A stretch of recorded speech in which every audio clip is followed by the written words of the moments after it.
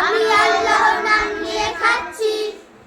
খাওয়ার শেষে এই দোয়া পড়ব।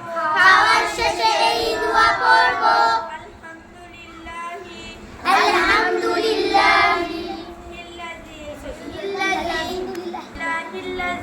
আলহামদুলিল্লাহিল্লাযী আত'আমানা ওয়া সাকানা ওয়া জাআলানা মিনাল মুসলিমিন। অর্থ সেই সমস্ত সেই প্রশংসা মহান আল্লাহ, যিনি আমাদের আহার যিনি করিয়াছেন, আমাদের আহার করিয়াছেন, পান করিয়াছেন, মুসলমান রূপে সৃষ্টি করিয়াছেন। মাশাআল্লাহ, খুব ভালো হয়েছে।